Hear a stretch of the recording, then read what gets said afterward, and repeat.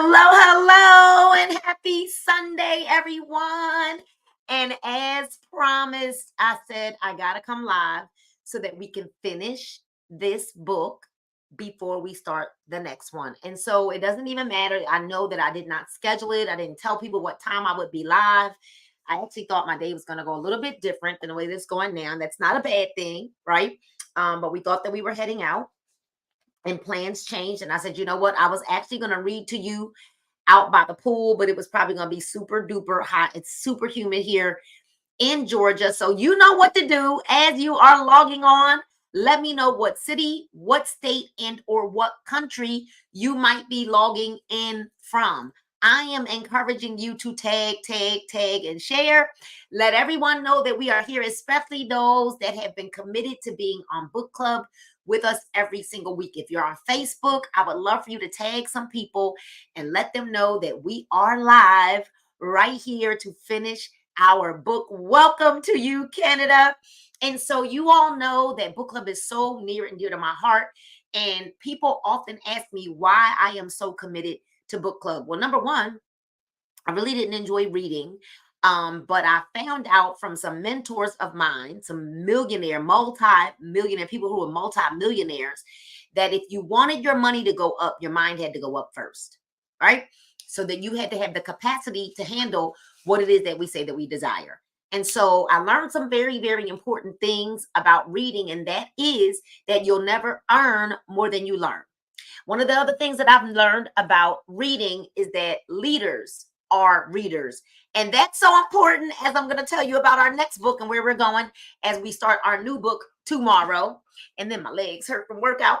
And then I've also learned that you cannot pour from an empty cup. And so every single week, this time you got me twice in 1 week, but every single week, I am starting off the week, opening up the week to fill your cup. And I am so grateful that so many of you allow me into your lives to fill your cup. So if you have subscribed to the YouTube, then you would have gotten a notification that I am actually live on both YouTube and Facebook. I'm not normally on Facebook doing book club because book club is specifically for YouTube. But today I felt the need to make sure that I came live on Facebook so that no one missed Chapter 7 of The Mountain Is You by BRIANNA WEIST, the ultimate seeker's guide for those brave enough to face their true north and take their power back. And so to those of you that are watching me live, if this is your first time, make sure you hit, let me know in the comments that you're a newbie or this might be your first time here. For those of you who are watching me live, hit a 1. Don't forget to let me know where you're logging in from. And also, I would love for you to type into the comments, power back. You're going to take your power back. This book is about self-sabotage and transforming self-sabotage into self-mastery. And it's been very, very, very, this book, I promise you, has been a woo, woo, woo, woo, a 2-piece and a biscuit as we've been forced to face our true north. We have been forced to face our true north. And I'm just going to let some people know that I am live here, hoping that you all are enjoying enjoying book club, and that you have been enjoying book club, and maybe even you now have a better mindset maybe towards books, towards reading in totality.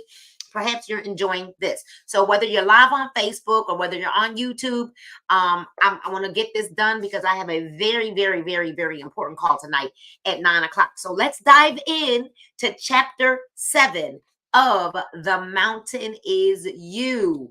Now we're in Chapter 7, from self-sabotage to self-mastery, right? We're going from self-sabotage to self-mastery. Moving from self-sabotage to self-mastery sounds like an extraordinary transformation, right? And it is. When in reality, it is the natural course of coming to understanding that you were responsible for holding your life back. See why I said this book is like a 2-piece and a biscuit? I mean, in every single chapter, it just feels like we get smacked in the face right in the first few lines of the chapter. So Self um moving from self-sabotage to self-mastery sounds like an extraordinary transformation when in reality it is the natural course of coming to understand or coming to terms with the fact that we are responsible or were responsible for holding our life back. This is probably when everybody gonna start getting off, right? And so you are also capable of moving it forward. So the same way that we held our life back is the same way that we are able to move our lives forward. Okay? Controlling your emotions versus suppressing them.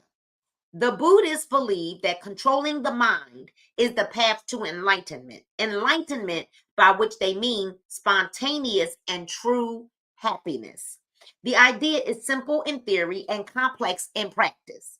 By both exploring or understanding of the mind and training it to behave in a certain way, we sort of purify ourselves to experience the essential nature of what we are, which is, as they believe, joy. If you've ever sat in a meditation class, you'll know that the first principle of mind control is the opposite of what you think. It's about letting go. So, mind control is the opposite of what you think. It's about letting go. To truly master the mind, the Buddhists practice non attachment, in which they sit placidly, breathe steadily, and allow their thoughts to rise up, cohere, and then pass. Their approach is that controlling the mind is actually a matter of surrendering to the mind, allowing it to behave as it pleases while regulating your reaction to it. That is powerful. So, okay, I have this thought. I have this feeling, but I don't have to react to it. I control whether I respond or I control whether I react. We control that. Their approach is that controlling the mind is actually a surrendering to the mind, allowing it to behave as it pleases while regulating their reaction to it. Boom. So, how do you know if you're suppressing your emotion or if you're controlling them? How do we know?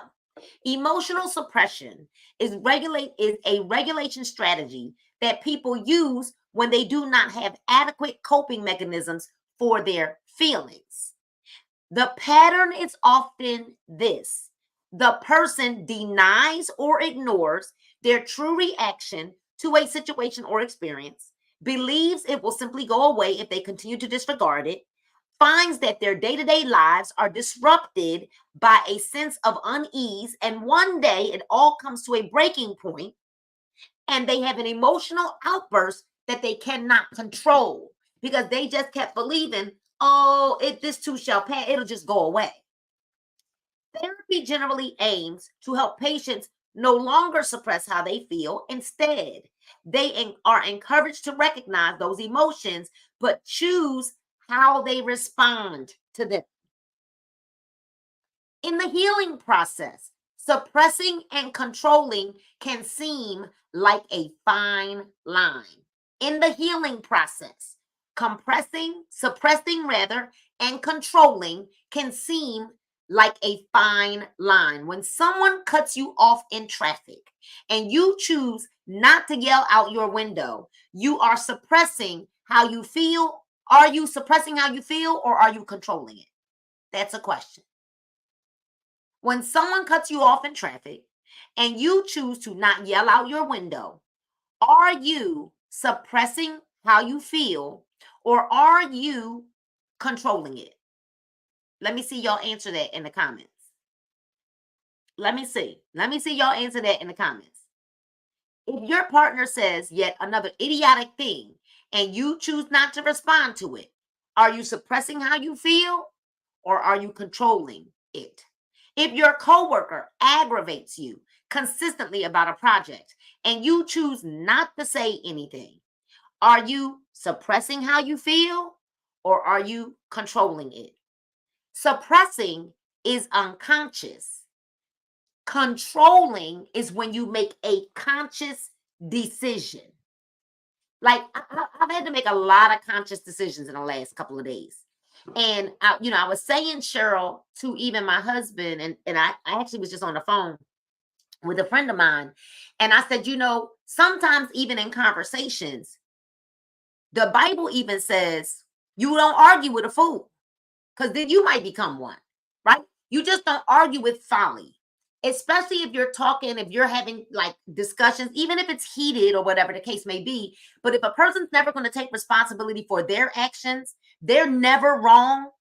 They're never going to take responsibility for their actions. Having a conversation makes no sense. You're really literally just wasting your time.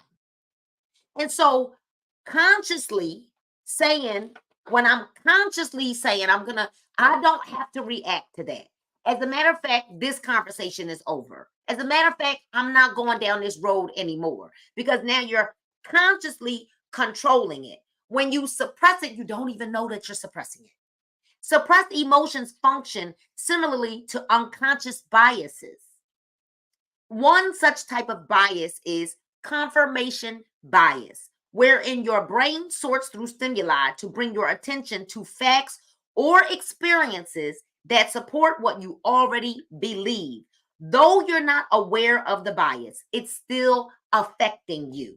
On the other hand, controlling your emotion involves becoming more conscious of how you feel. You are aware that you are angry, sad, or aggrieved, but you are choosing what you do about it. It is not really that you are controlling your emotions, but you're controlling your behavior. So when you're suppressing your emotions, you don't know how you feel, and your behavior seems out of control. When you're controlling your emotions, you don't know how you feel and your behavior, but your behavior seems within your control. Controlling versus suppressing. The answer is that when you're in traffic or in an argument or dealing with a difficult coworker, you should be aware of how you feel, but still in control of how you respond. Emotions are temporary, but behaviors are permanent. You are always responsible for how you choose to act. Always. We often think that the measure of physical strength is how much weight can we bear, right? We can bear, how long we can run, or how pronounced our muscles are. In reality, physical strength is a measure of how efficiently the body runs itself, how capable it is of effectively performing day-to-day tasks, and occasional challenges when they arise. Mental health is the exact same way. It is not a measure of how happy we seem, how perfect things are, or how unconditionally positive we can be, but that we are able to move through day to day life and the occasional challenge with enough fluidity and reason that we aren't stifled or held back by ourselves. Amy Morin very famously disclosed that some of the things that mentally strong people don't do. Identifying their habits and behaviors is essential.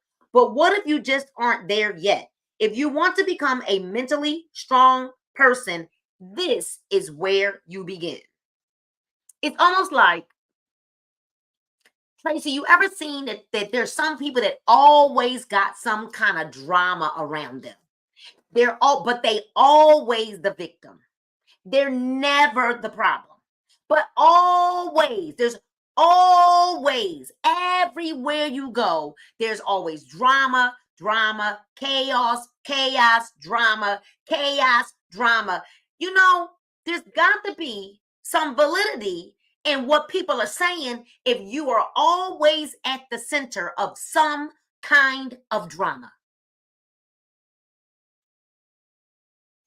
I mean, am I right or am I wrong? Am I right or am I wrong? I mean, that's just life. I've lived 52 years of my life.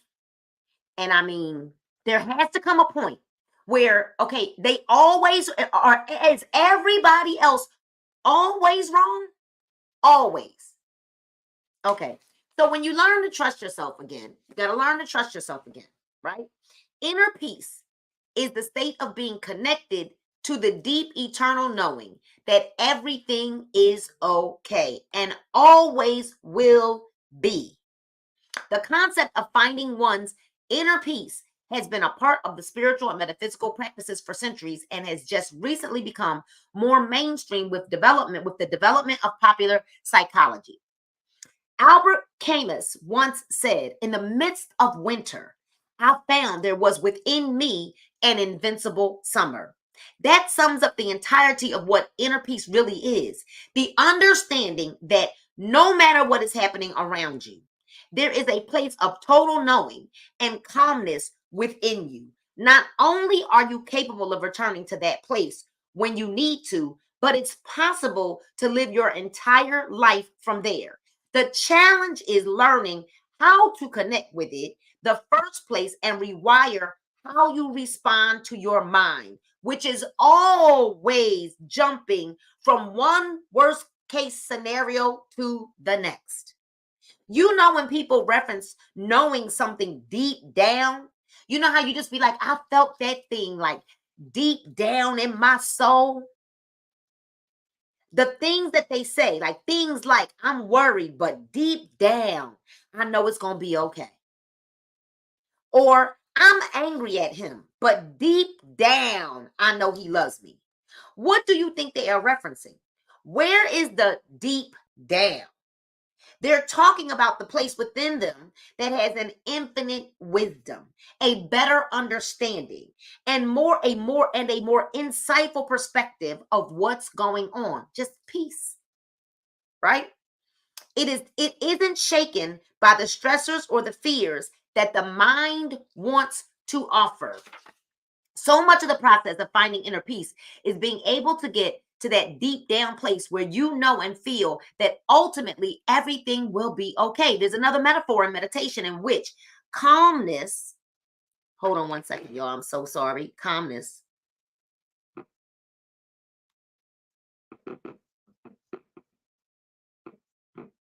One second, y'all. Okay, calmness. Let me go back. Metaphor, meditate, some deep down, please. Where was I at? There's another metaphor, meditation, in which calmness is compared to steadying a lake or a large body of water. Your thoughts and actions are like stones in the water.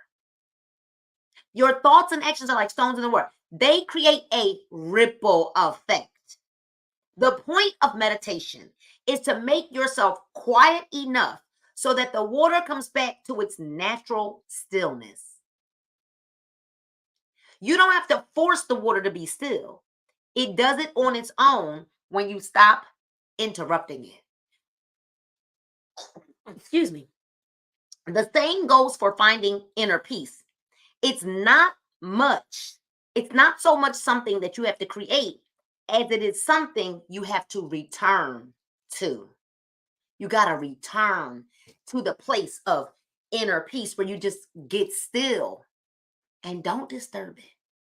You just get still. Sometimes you got to just delete the messages. Sometimes you got to block stuff on Facebook. Sometimes you got to delete the emails. Sometimes you got to delete the whole contact. Because if you keep going back to a place of rage or an emotional place that you cannot control,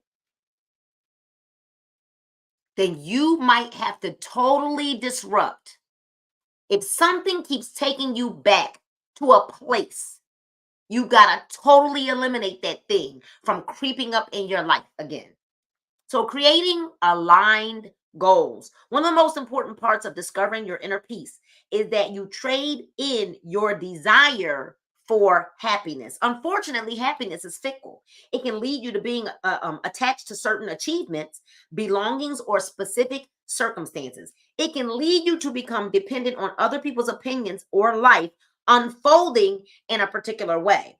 When your goal is happiness, you will always find just behind it a lingering sense of unhappiness. That's how balance and duality works. Inner peace, however, that's the state in between the scales. When it's your goal, there's no way to lose. This is difficult for most people, and often people will continue to create stress problems and drama for themselves because their egos are still very much attached to thinking they need something external to make them feel good. Are y'all with me? Y'all too quiet today. Are y'all with me today? That is so good. And drama for themselves because their egos are still very much attached to thinking they need something external to make them feel good. Oh my gosh. This is the quintessential sign of someone who has not yet found their inner peace. They are searching, often frantically, for a sense of satisfaction, belonging, or worthiness outside of themselves. So, really, it's not that happiness isn't a virtuous thing to which you should aspire, or that happiness isn't something you're ever allowed to feel. The reality is that inner peace is the true happiness. Y'all, can y'all type that down in the chat? Inner peace is the true happiness, not things, not titles, not even money, nothing. Inner peace is true wealth. Health is wealth, but not a pocketbook, not a car, not buying a house, not a pair of Gucci shoes. None of those things, none of those things mean anything if you have no inner peace. And you clearly don't have any inner peace if there's always drama around you. That's what the book says, right? It says they are searching often frantically for a sense of satisfaction, belonging, or worthiness outside of themselves. Think about it this way. What do you typically imagine will bring you happiness? Money, relationships, a promotion? What happens when you achieve those things? Consistently throughout all of humankind, the answer is the same. You return to your baseline. This is because that kind of happiness is not real. Let me tell y'all something. I don't care about titles. Call me the janitor, cut me the check. But there's a lot of people like they're chasing it so bad that they will do anything at any expense to get it. Especially if they think, like, first of all, you're not even on their radar. But when they want to prove something to other people, they will take you out to get what they want. Don't care. Because you return to your baseline. And then exactly, Cheryl, and then you're chasing that all the time. You're chasing that high all the time. I don't need a banner to make me feel good. I don't need a thing to make, like, literally, I have inner peace. Things don't make me feel good anymore. I like nice things, but they don't make me feel good. Does that make sense? This is because that kind of happiness is not real. It's not real. It is only being completely at peace with whenever you are in any given day that you will find a genuine sense of wonder, of presence, and joy. So, what drives us away from inner peace in the first place, with all the talk of how we have to come back to our place of inner peace, it brings up the question of why we ever got disconnected from it in the first place. Why? This is important because understanding why we lose it is fundamental to finding it again. When we grow up, we adapt to our environments, we adopt the beliefs and the ideas of those around us. We alter our personalities so that we become safer. We believe the world can't hurt us. When we are children, we are more vulnerable than ever. And it's during this time that we pick up what can easily become lifelong coping mechanisms. If we are not instructed from a young age to connect with our inner sense of peace, we will instinctively begin to trust the voice in our head. This is where we really get lost because the thoughts that we have on any given day are largely the product of what the Buddhists would call the monkey mind. Or, as neurologists could explain it, the process of different receptors firing off and making associations with the things that may or may not have anything to do with reality. When we begin to trust our thoughts, we let them inform our feelings. Write that down. Trust our thoughts because it informs our feelings. This begins a cycle and ultimately traps most people who aren't aware that it's happening. They have a weird or scary thought, have a subsequent strong feeling, and the combination of the two makes the situation feel real when it's actually a misunderstanding of your neurological process. Just because we feel it doesn't make it real. Just because we feel it, Sally, doesn't make it real. Of course, that doesn't mean that our thoughts are useless. That's not what that means. It just means that they are not always reflective of the reality and should be used as more of suggestions than anything else. We cannot react to our emotions, which is oftentimes, Sally, why I'll go get mentorship. Like when something is going on, because it's human for us to want to react out of our emotion. But I will seek out mentorship. Is this real? Like, should I address this? How should I address this? What should I say? That is what I go to do, because guess what? What I'm smart enough to understand now is that oftentimes our emotions are like that, right?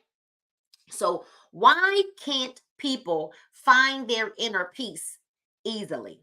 The answer is that they can. Most people aren't instructed on how to do it.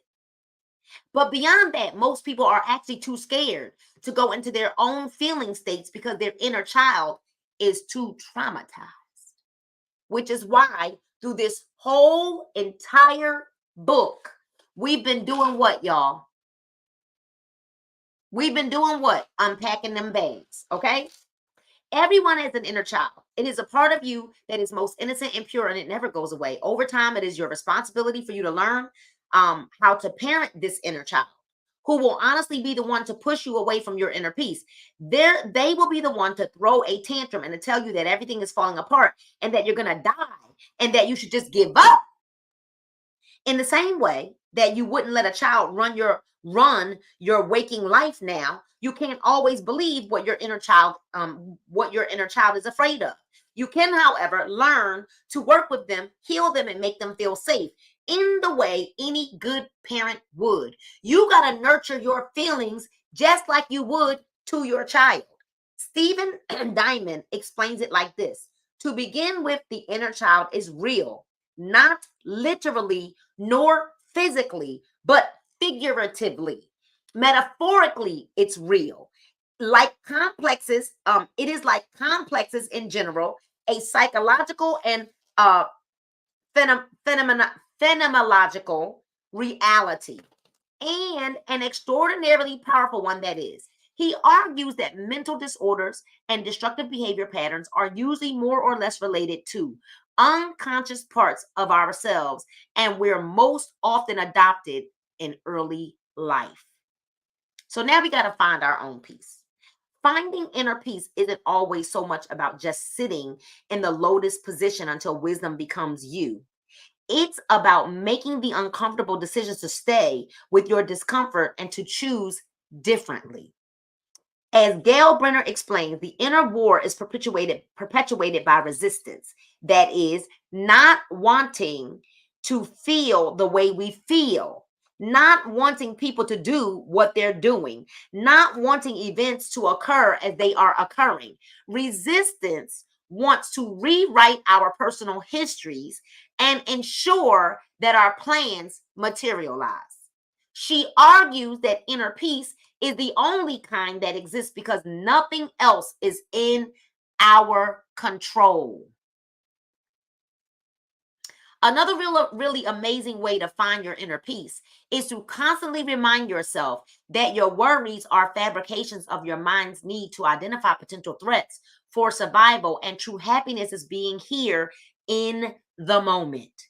It's if that's hard to believe, make a list of the following. Everything you have intensely worried about in your life. Go back as many years as you can and be as detailed as you can. Didn't I instruct Didn't I instruct everyone to do this exercise? Every difficult situation you swore you would never get through or never get over, write it down. Every time you have genuinely felt happy and at peace, write it down. And here's the thing, you can't get this done in a day. So when people tell me, oh, yeah, I did it today. No, you didn't. You absolutely didn't. There's no way that you could have. When I did that exercise, it took me weeks to complete. You don't finish that in one day. You don't. You continue. You start writing, because what happens is those things, Tedra, that we suppressed, those things, Jennifer, that we suppressed, as you begin writing, because we suppressed things, because our minds they want us to protect ourselves. So we suppress those things. Well, when you start writing, Sally, things that you suppressed, they start coming up. And there are some days, Jennifer, that it's totally too emotional to even finish. So when somebody says, yeah, I did it today, no, you didn't. You lying. Because there's no way. There is no way that you got this done in one day. Not. Why are you rushing through that process anyway? And what you do is you just continue where you left off, because chronologically it starts to all unfold as you start writing, and you become more liberated and more liberated and more liberated. Guaranteed, your response to the first will bring a smile to your face, and that they will remind you that you have worried constantly in your life, and yet they were mostly unfounded. Your response to the second will also be relieving, because it will show you just how much pain you thought was unsurmountable in your life, and how, in retrospect, you don't really ever think about those things anymore. Finally, your answer to the last question, which is that every time, think about every time you genuinely felt happy and at peace. What were you doing when you genuinely felt happy and at peace? What were you doing? Right? So finally, your answer to the last question will remind you that your happiness has never come from the things being perfect on the outside, but from you being present and open and connected to yourself and to the moment. So you got to detach from worrying, detaching from worrying. In the same way that it's easy to become addicted to the substances or behaviors that allow us to avoid the present moment, worrying is chief among the coping mechanisms. Worrying is chief among the coping mechanisms. Meaning, worrying, if you worry, worrying is key. People, coping mechanisms that people use to distract themselves from what really matters. So, what do people do, Tedra?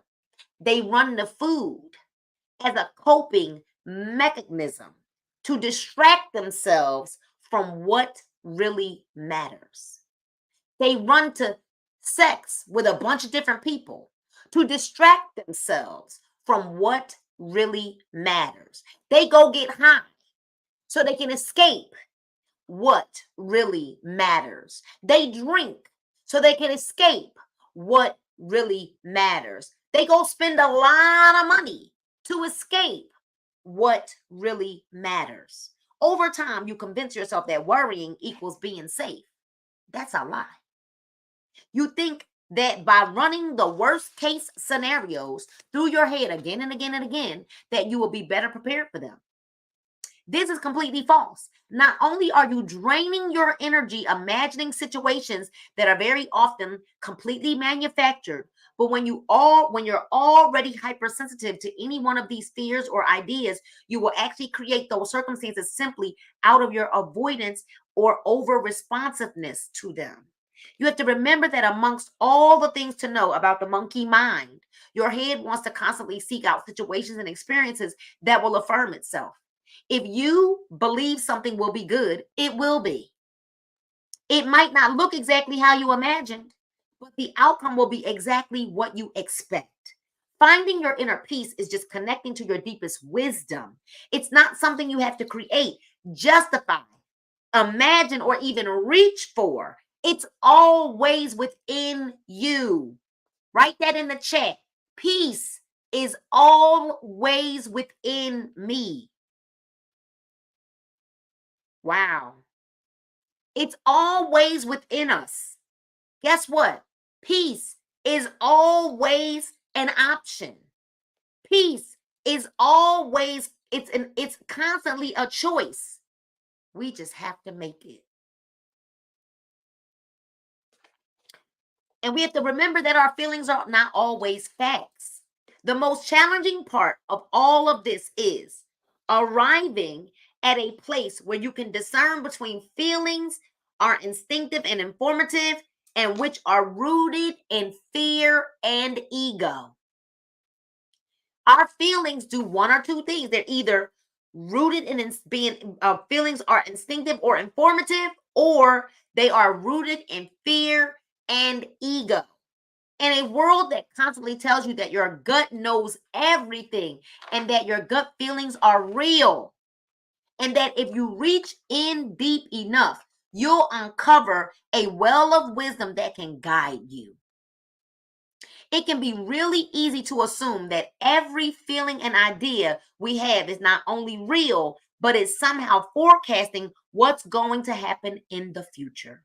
Your feelings aren't predictions. They are not fortune telling mechanisms. They are only reflecting back to you what your current state of mind is. It's like having a nightmare. The monsters aren't real, but they could be metaphors for something you're worried about in your waking life. What holds so many people back from finding their inner peace is the fact that they can't tell the difference between which is correct, their fear or their peaceful feeling.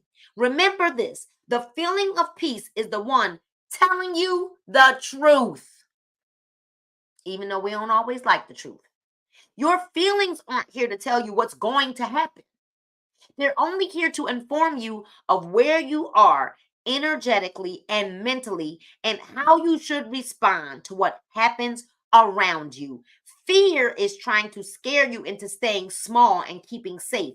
It is a mortal, limited thing. The feeling of peace is trying to remind you that everything will be okay because it always is and always will be, no matter what.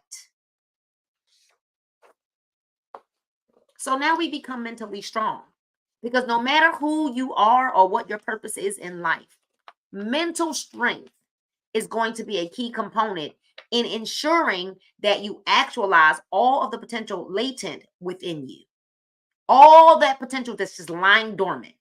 Mental strength is not a fixed trait. It's not something we inherently have or we don't.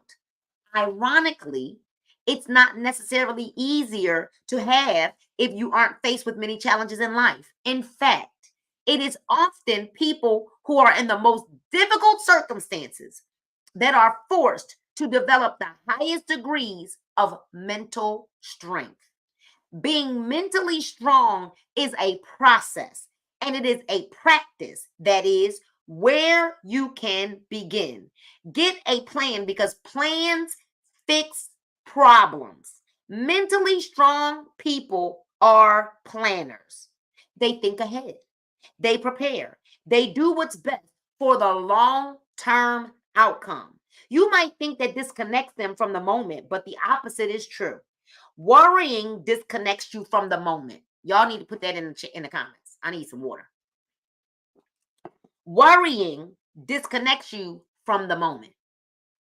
Worrying disconnects me. Make it personal. Worrying disconnects me from the moment. When you are consistently sidelined from your own anxiety, it's because you don't have a plan regarding the thing that's making you scared. Think about something you aren't scared of. Do you know why you aren't scared of it? Because you have a plan for what you said you'd do if it were to happen. So you're able to let go and be present. Whether it's becoming financially healthy, improving your relationships, going to therapy, getting a new job, or pursuing a new career path or a dream, if you don't have a plan, you're going to keep having a problem. So humble ourselves, because it's not all about us. It's not all about you. It's not all about me. It seems like everyone is thinking about you, judging you, evaluating you, and determining your status in life. But they aren't. Get over it, because ain't nobody thinking about us.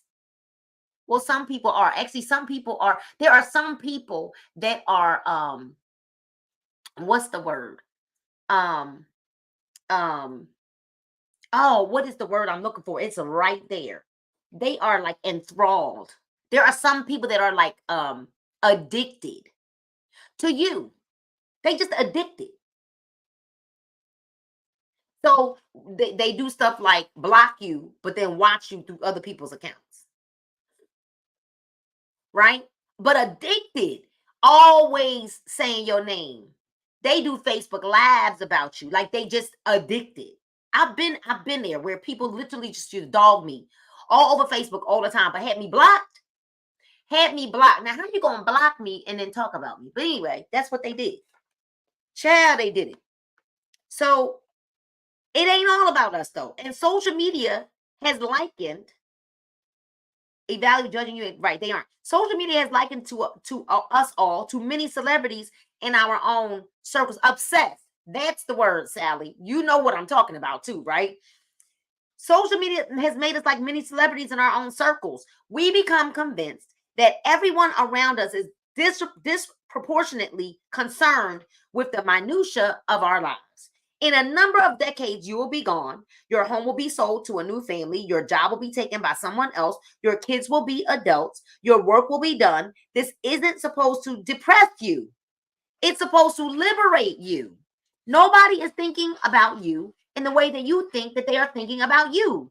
They are mostly thinking about themselves. When you feel self-conscious for grocery shopping in your sweatpants, please know that nobody cares and nobody's looking. When you feel anxious about your accomplishments or lack thereof, please know that for the most part, nobody cares and nobody is looking. This is true and absolutely everything in life. Nobody is evaluating you the way that you are evaluating you. They mostly take you at face value. Stop thinking that you're the sun that everyone revolves around. This world is not all about you. Your life isn't even all about you. The more you can put aside your spotlight complex, the more you're going to be able to relax. Type into the comments, relax. And then ask for help. Because we have to learn to ask for help. We are not supposed to know everything. We live in a specialized society. People go to school. They apprentice and train to become very skilled at one task. Then they market and sell this task in exchange for purchasing other people's expertise. But you are not supposed to know everything. You are not supposed to know everything. You're not supposed to be good at everything. This is why you have people whom you can hire or learn from. Cut yourself some slack and focus on what you are proficient in and outsource everything else. So like Paul would not be good at like the landscaping and stuff like that. That is not his thing. So we hire a landscaper because we don't have to be proficient in every area. Paul is not a plumber, but he knows some small things now. The things that you need to know to run your household. But on the big things, Tedra, we're not proficient in it. We don't have to be proficient in everything. And the reality of it is be good at what you're good at. I'm not good in everything, but I'm good at what I'm good at, right? So know what you don't know and stop false dichotomous thinking. The main reason that people sustain anxiety is due to long-term thinking in either ors, otherwise known as false dichotomies. This is a cognitive distortion in which you eschew an entire field of possibilities in favor of one or two polarized outcomes, neither of which are likely or reasonable. Well, if I lose my job, I'm a failure. False. If this relationship ends, I'll never find love again. False. If this scary thing happens, I won't be able to go on. False. Anxiety is caused by logic lapses, where there's a breach in your reasoning skills. You jump from one event to an unlikely conclusion, and because it makes you feel something strongly, you assume it to be true. Ultimately, you start thinking in dichotomies, which are not only ineffective, but also spook you so much that you are rendered incapable of actually handling your life. So we got to stop trying to be psychic, because this is a cognitive distortion. You know, they probably over there doing X, Y, and Z. They probably over there thinking blah, blah, blah, blah, blah. They probably over there roasting me. They probably over there. Who cares? So now we psychic. And now we know what people are thinking, what people are doing, because now we believe that the whole world revolves around us. Now we realize that there are some people that are just obsessed. They're obsessed. But we got to stop trying to be psychic, because this is cognitive. Cognitive, right? And I'm trying to kind of speed through this because we got to get through this chapter because we start our new book today. Okay. We got a couple more pages. We got quite a bit. All right. So we're going to speed through this. We're going to hit what we need to hit. Then, as I said earlier, we got to take responsibilities for our outcomes. But guess how many of the outcomes we have to take responsibility for? All of them. In the grand scheme of life, the outcomes that really matter are the ones that are almost completely within your control. It's easier and less scary to pretend as though you are simply a cog in a wheel, but you're not. And if you actually put your energy toward learning to be productive, taking care of your health and wellness, improving your relationships and self-awareness, you'd have a radically different life experience. Every single one of those things is within your ability to change, or at least influence greatly. There are some things in life that are outside of your control. And if you focus on them, we cannot focus on what's outside of our control. If you focus on them, you will miss something really important. The majority of your life is the direct result of your actions, behaviors, and choices. The majority of your life. You know, I was listening to a video, y'all, and I ain't trying to hurt nobody's feelings. I was listening to a video of a guy, and he was like, I hate to bust your bubble, but if you got a health issue, it's your fault. And I know that's tough. Like, where we are, when I think about where I'm at financially, everything in my financial world is my fault, whether it's good or bad. It's my fault. When you look back, could you have done without some things? Yes, it's my fault. I have to take responsibility for every facet of my life. My fault. So we have to learn how to feel better by processing complex emotions. What are we going to do? We're going to learn how to feel better by processing complex emotions. You're not supposed to be happy all of the time. So dispel that myth. Should you be at peace all the time? Yeah. But we ain't supposed to be happy all the time. Happiness is contingent to something happening to us. Trying to feel happy all the time is not the solution. It's actually the problem. And if you think you've got to be happy all the time, you're delusional. Because life has its ebbs and flows. Instead of the ability to sustain positivity at all times, mental strength requires that you develop the ability to process complex emotions such as grief, rage, sadness, anxiety, or even fear. When you do not know how to allow these feelings to pass through you, they should pass through us. They should not hit us and live and stay there, because then that turns into poor health. obesity, overweight, right? Stress, anxiety, depression. We've got to learn to let them pass through. When you do not know how to allow these feelings to pass through you, how to make sense of them, learn from them, or simply just allow them, then you get stuck on them. You bury them. And then everything around you becomes a trigger that threatens to unleash the floodgates. Everything becomes a trigger. You might think that it's about keeping a stiff upper lip, but it's not. It's about crying when life is sad, being angry in the face of injustice. Oh, yes. I've had to deal with that recently. No, I'm mad that somebody that I was so helpful to would do me dirty. Yeah, I'm mad. Matter of fact, I'm hurt. More than angry, hurt. You come to terms with that so you can let it go. Right? In the face of injustice and being determined to create a solution when a problem arises. The responsiveness instead of reactiveness defines mental toughness. So forget what happened and focus on how you will make it right. Reflect on what went wrong.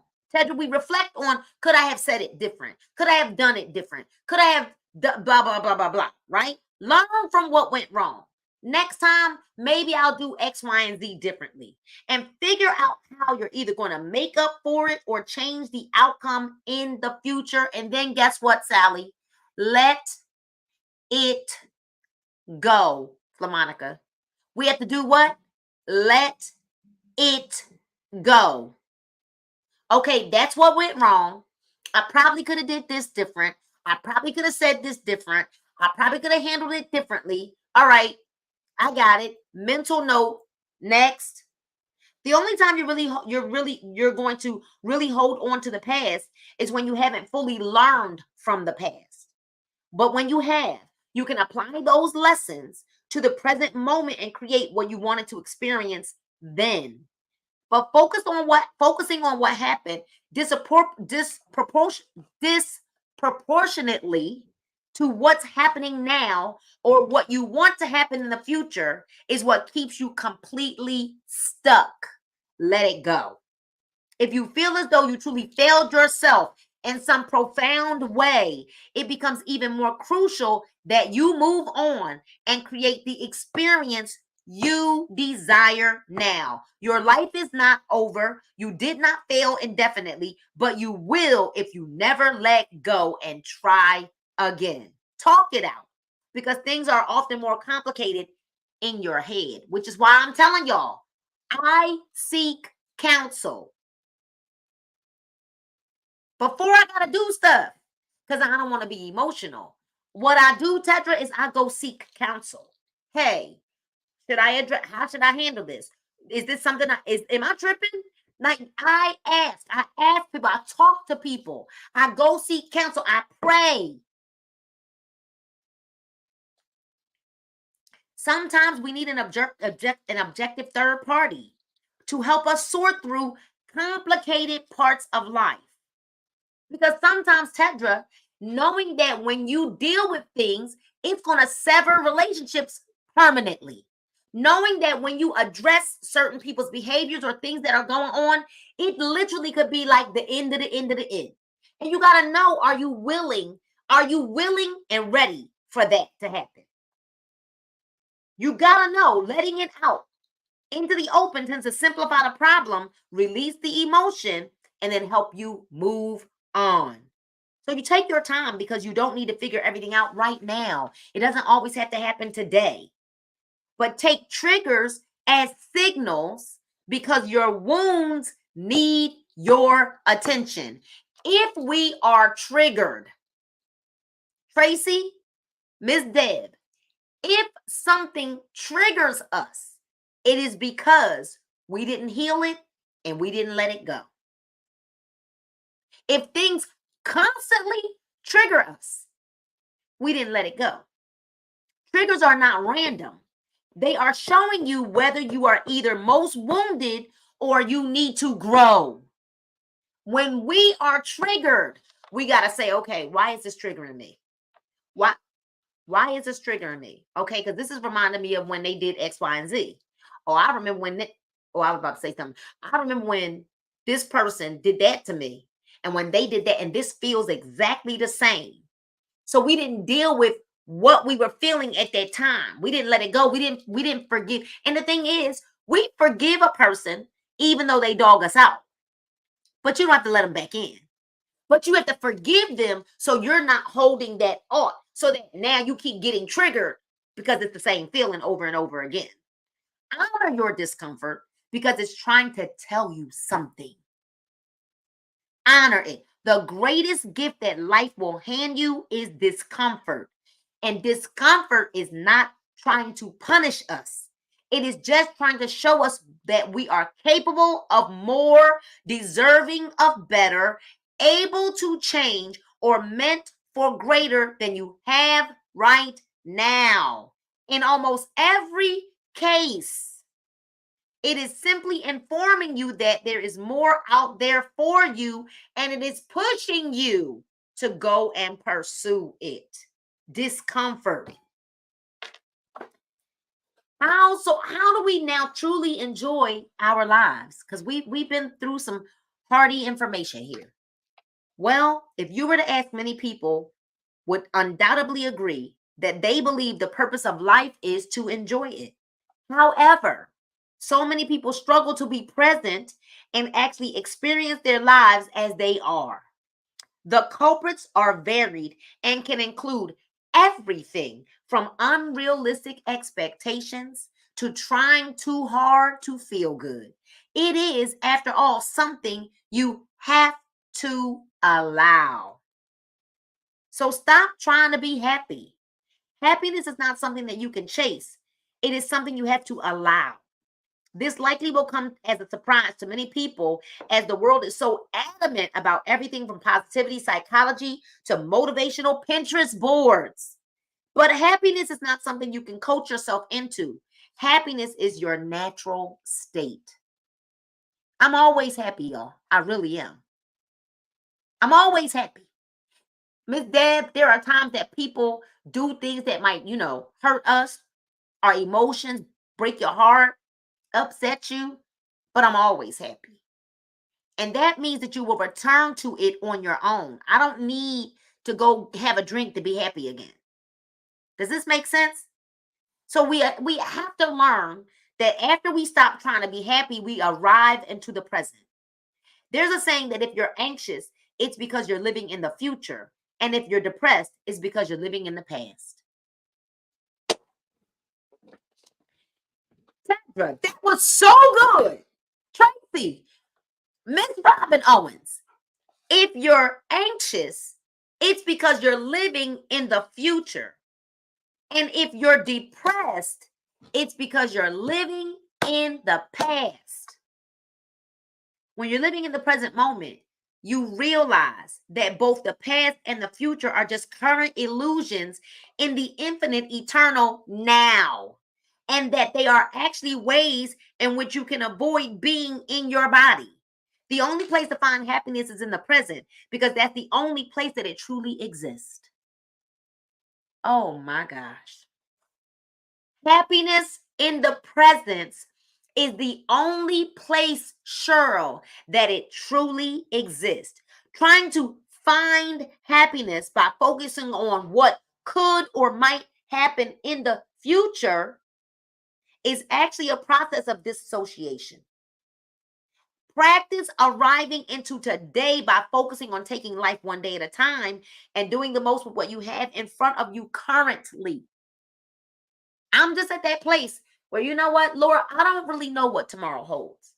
I know that tomorrow is July the 1st, but I don't really know what tomorrow holds. Lord, I just got to believe that because you love me, and because you know all things, you know what's going on in my life. You know those that are out to get me. You're my protector. You're my covering. You're my shield. You're my provider. You're my healer.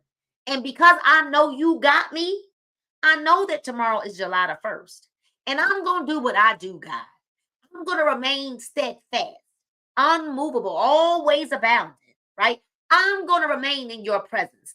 I'm going to continue to trust you, God, but I can't control tomorrow. I can only control me. I can only control my thoughts, not suppress them, but control them. Because there's a fine balance between living for the moment and taking care of your future self. So we have to stop trying to assert dominance. In his book on Hage, the Danish art of coziness and well-being that many attribute to the nation's staggeringly high happiness rates, Mike Viking explains that connecting with others is not just spending time with them. It has to do with not trying to dominate, impress, or create an emotional reaction in someone. You find a lot more happiness by not trying to prove yourself. People who want and need to assert their dominance in relationships are the ones who are always in arguments over hypothetical things, creating drama at important holidays or events, or otherwise finding that the very people that they are supposed to love and cherish most receive the worst of their behavior. In order to find greater happiness, you need to see yourself as equal to those around you.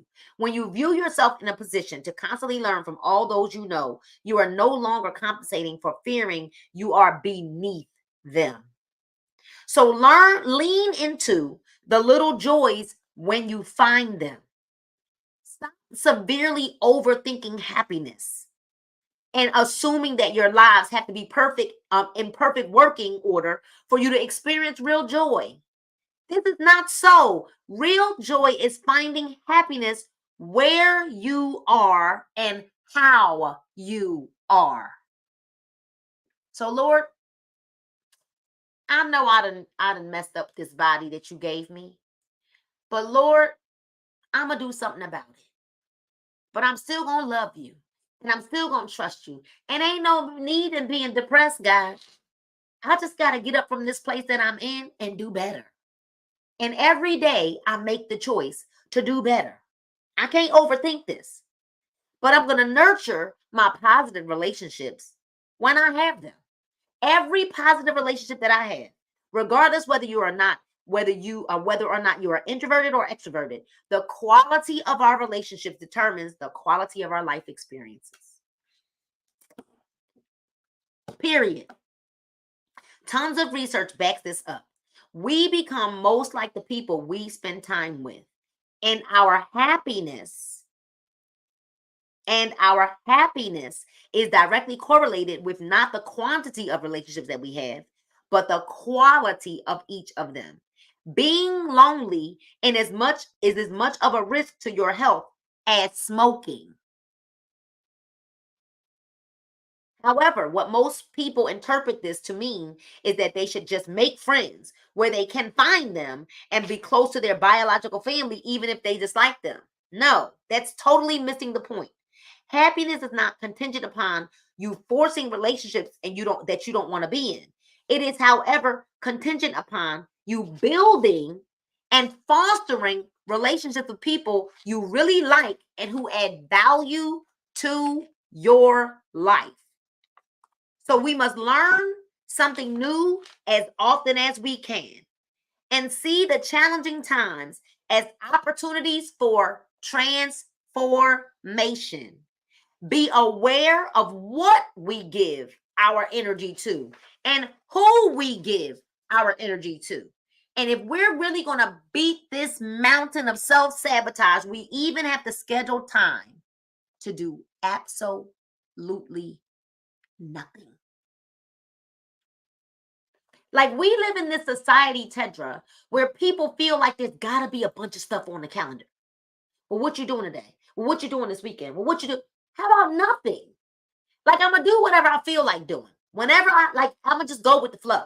But there doesn't always have to be a bunch of stuff on the calendar. Schedule time to do nothing.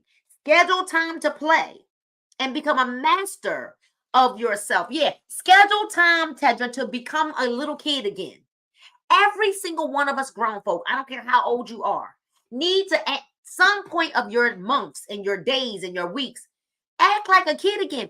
Give yourself permission to be silly. Why are you so uptight all the time? Laugh, smile, say something funny. You got to be corporate every moment of your day. Like, be a human being. Relax, fun, and becoming a master of yourself. When you get to the end of your life, when we all get to the end of our lives, we will begin to see our mountains for what they really were. And every single one of our mountains were gifts. When you look back on your life, you won't remember the hardships. You'll see them as pivot points, growth opportunities, the days of awakening right before everything changed. To become a master of oneself is first to take radical and complete responsibility for your life. This includes even that which is beyond your control. A true master knows that it is not what happens, but the way one responds that determines the outcomes. Not everybody gets there. Most people live barely realizing that they were creating most of the waves in their lives and that it is also their job to learn to ride them. Most people spend their days lost in a fog of their own thoughts and feelings, having little ability to sort through them. Mastery is to realize that we are equipped with the exact traits we need to overcome the mountains before us. And in fact, doing so is the ultimate calling of our lives. We are not only capable, we are destined. Write in the comments, I am destined. Mastery is to finally understand that the years of discomfort that you endured were not some sort of purgatory you had to just get through. They were the deepest inner self informing you that you are capable of more, deserving of better, and meant to transform into the person of your dreams. You must claim it. You must create it. So we must claim it. We must create it. Your own healing process will create an invisible ripple effect on the collective. If we want to change the world, we change ourselves. If we want to change our lives, we change ourselves. If we want to scale the greatest mountain before us, we change how we arrive at the path. When you reach the peak of it all, whether it may be for you, you will look back and know that every step was worth it. Every step. More than anything, you will be overwhelmingly grateful for the pain that led you to begin your journey. Because really it wasn't trying to hurt you as much as it was trying to show you that something was wrong, that something was the risk of your potential remaining untapped. Your life spent with the wrong people doing the wrong things and wondering why you never felt quite right. Your life is just beginning. One day, the mountain that was in front of you will be so far behind you, it will barely be visible in the distance. But who you become in learning to climb it, that will stay with you forever. That is the point of the mountain.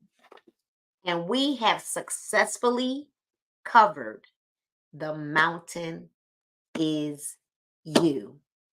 I pray that this like I feel like a little emotional right now. This book was very emotional. And Tedra, I feel like this last chapter 7 couldn't have like hit at a more perfect time, especially because of what some of the things I'm dealing with in my own life. This was so good. I am so grateful for all of you all who endured and read this book with me. And I only pray that you were blessed by it as I was. We can put this one in the archives, and you definitely, if you bought the book, give it away. Pay it forward. Give it to somebody that might need to read this in their life right now. And so tomorrow at 6 o'clock, I promised y'all that I would finish reading a book so that tomorrow it was, Sally, it was so on point. I'm so emotional about this chapter. That chapter was emotional. Ooh.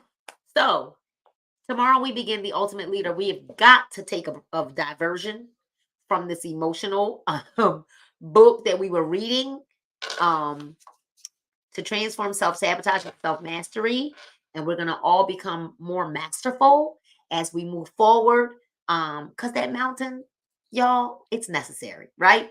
And we're going to read The Ultimate Leader, The Leadership Style of Jesus. This book was written by my daddy, for real, like that's my real dad, Dr. Gilbert Coleman Jr., who will be with us tomorrow on book club. So y'all, it will be streaming live on YouTube, not on Facebook. Make sure that you are present for the opening tomorrow as we dive into the wonderful world of leadership, so we can give ourselves a break from the emotional book. All right, you guys. Before the year is out, we will also hold on a minute. Let me even see if I'm telling you right or wrong. Hold on a minute. Okay. No, we're gonna wait to the top of the year for this. We'll wait to the top of the year. I won't even show you what this is. We're gonna wait to the top of the year for that. Everybody's gonna this will be something that we're literally gonna this is gonna be our devotional. We're gonna use that book as our guide to 2025. Okay, 2025. All right, so we start the ultimate leader tomorrow. My Bix won't get here until tomorrow, preferably. Oh, that's all right. Even if it doesn't get there, y'all know, don't worry. I will be reading the book. Well, join us tomorrow. Okay. Yay! Join us tomorrow. All right. That's what I'm gonna say. Join us tomorrow. We got some surprises in store for you. We'll see you guys at 6 p.m. But tonight I have a very, very, very important call. We are gonna literally discuss how one of our business partners, one of our brand new business partner, she is not even. My dad's book is The Ultimate Leader. The Ultimate Leader. We are going to discuss tonight at 9 p.m. Eastern Standard Time. You definitely would need to ask someone for the private link. How in the world my business partner just earned $20,000 working with us in 16 days. Okay? That's a little over $1,000 a day in her back office, like documented, not retail, in the back office. So all I'm going to say is, if you want to know how to earn some extra money, you might want to get with somebody that might have tagged you to this, or if you're hearing this, you may need to message us right away so that you can hear. You want to join? All right, make sure you send me a message on Facebook so you can get that link. But we're definitely we're going to talk to you about what it is that I do for income, how I retired myself, how I retired my husband. And we're going to talk about how a business partner of mine just partnered with us June 13th, has already earned over $20,000 in the comp plan. No bonuses or anything like that, y'all. Okay. So get the link and get on that call. Right now it is 5:47 p.m. Eastern Standard Time. So you want to make sure that you get the link for 9 o'clock Eastern Standard Time. You got to do the math. I don't know what time zone you're in to make sure you don't miss that call, because a lot of people log on like an hour late. He says, I'm going to be there with a guest. Exactly, but I'm on vacation. Listen, because we can work this business. I love what we do, James Keys. I love that you even said that on here, because no matter where you are in the world, if you got this, you literally can work the business from anywhere in the world. Okay. So I can actually talk you, if you could write this down. He's in Hawaii. I know that's right. All right. If you want to get on that Zoom tonight, here's the ID 678-062-8230. All you have to do is go zoom.us, www.zoom.us, and hit join a Zoom, and then just type in that number 678-062-8230. You don't need a link. Go to zoom.us, hit join. You want to join a Zoom and you just use that number. Okay. So there it is right there. I just typed it in. There's a star on that number to make sure that you are able to join us on Zoom at 9 p.m. Eastern Standard Time. Mrs. Tedra Gordon, who has already earned over $70,000 extra income. Let me say that again, over $70,000 extra income in the last year working this business partially part-time. She vends a couple of times every now and again, maybe every other month, but 100% part-time. She and her husband work this business part-time, partially part-time, because she works a full-time job. And then join myself, right? We'll both be presenting to you this evening at 9 p.m. Eastern Standard Time. I've retired myself. I've retired my husband. And now we will 100% work from home or wherever we're at with Wi-Fi. And we want to show you just how. Jump on that Zoom tonight at 9 o'clock so you can learn how and listen in. All right. So we'll see you guys soon. Wow. And thus ends the reading of The Mountain Is You. All right, y'all. We'll see you in a bit.